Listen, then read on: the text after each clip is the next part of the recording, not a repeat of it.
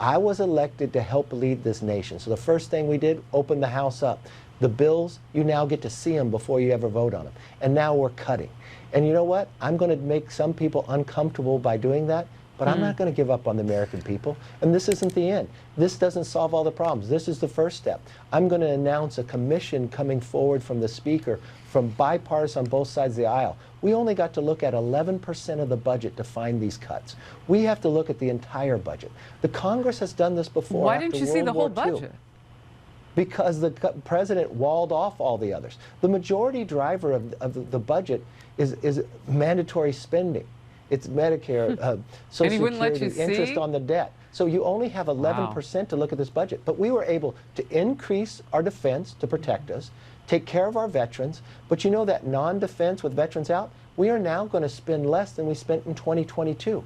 That's a major victory. Oh, nothing. Just the Republican Speaker of the House completely screwing his own party ahead of the election by admitting on national television that the only reason that Social Security and Medicare weren't on the chopping block was because Joe Biden, quote, walled them off during budget negotiations.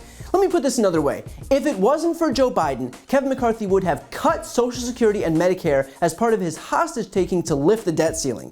If you're a senior and you employ those programs, if you have loved ones who rely on Social Security or Medicare to survive, or if you simply understand that we've paid into those programs for our entire lives and those benefits belong to us, then just know that Kevin McCarthy and Republicans tried to take them away and that Joe Biden and the Democrats protected them.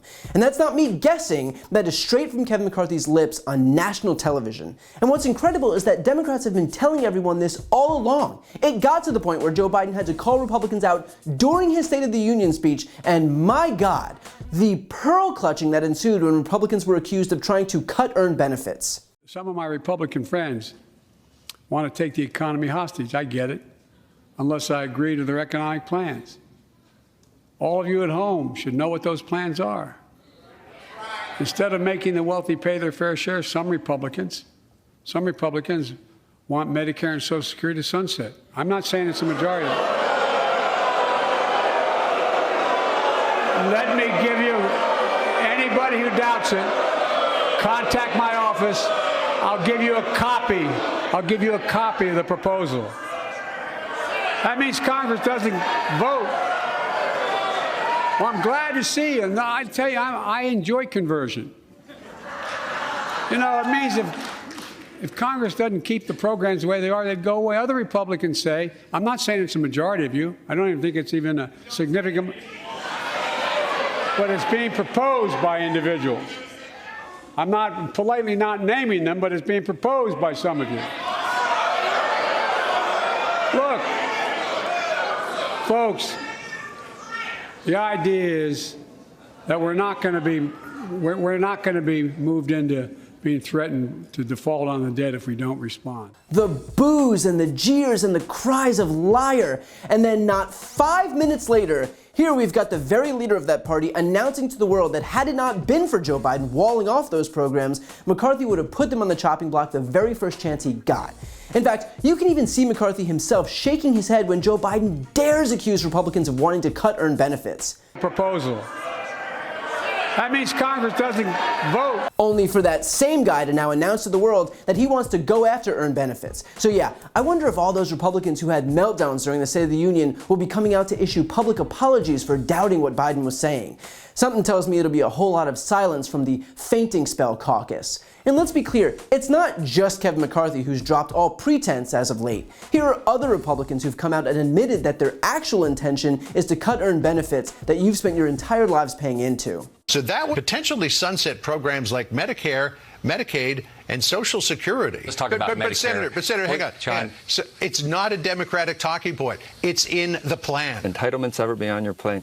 At some point they will be. That's actually the easiest of all things, if you look. We should try to look at entitlements, look at restructuring Medicare. What they need to be doing is looking at entitlements. Look at Social Security. Look at Medicaid. Look at Medicare. Turning Medicare into a voucher system. It's a really good start. Our entitlement programs, there's no doubt that we have to wrestle this beast to the ground. What's going on with the debt?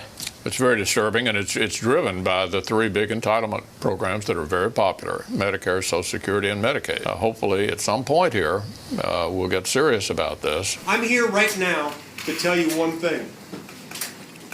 that you probably haven't ever heard from a politician. It will be my objective to phase out Social Security, to pull it up by the roots and get rid of it. Tell me if you're willing to cut spending for Social Security. I think everything has to be on the table. So you are willing to cut Well, money? I think it's absolutely imperative. What about Medicare? I think it's absolutely imperative whether it's Social Security, Medicare, or Medicaid. So yeah, in case there was any doubt whatsoever about what Republicans will do, all you have to do is listen to them because they're not even trying to hide it. But here's what's most amusing about all of this. The extent to which Kevin McCarthy has a long history of being so bad at this. Just to set the stage here, back in 2015, John Boehner was retiring and McCarthy was the heir apparent to the Republican speakership. And then he went on national TV and he said this. Everybody thought Hillary Clinton was unbeatable, right? But we put together a Benghazi special committee, a select committee. What are her numbers today? Her numbers are dropping. Why? Because she's untrustable. But no one would have known any of that had happened had we not fought and made that happen. Admitted on national TV that the point of the Benghazi Select Committee, which Republicans have dined off of for years while portraying Hillary Clinton as the root of all evil in the world, was established solely to sink Hillary Clinton's poll numbers. And to be clear, Republicans weren't upset that they did that. They were upset that McCarthy was stupid enough to say it out loud. And so as a result, the speakership fell to Paul Ryan instead, leaving McCarthy in an almost decade-long limbo, which brings us to today, where by some miracle, McCarthy finally managed to become speaker, except now all of his ranking competence is on full display. So yeah, now you know what Republicans were trying to avoid back in 2015.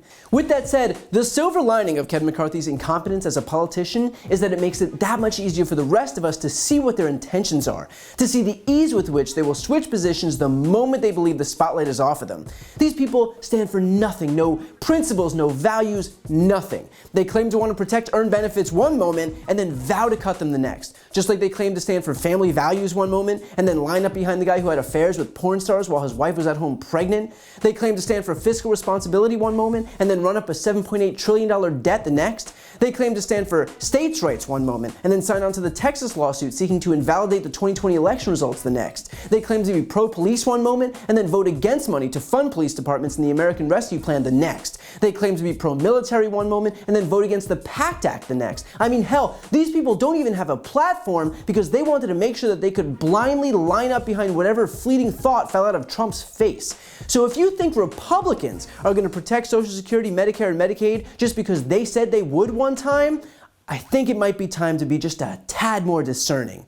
So Kevin McCarthy might have promised to, quote, make some people uncomfortable, but the only people who should be uncomfortable are House Republicans as we head into 2024, who will now have to answer for the fact that if their party remains in power, they will move to cut Social Security, Medicare, and Medicaid. Again, this isn't me lobbing out baseless accusations, it is Kevin McCarthy admitting as much on live television. When Republicans tell you who they are, believe them.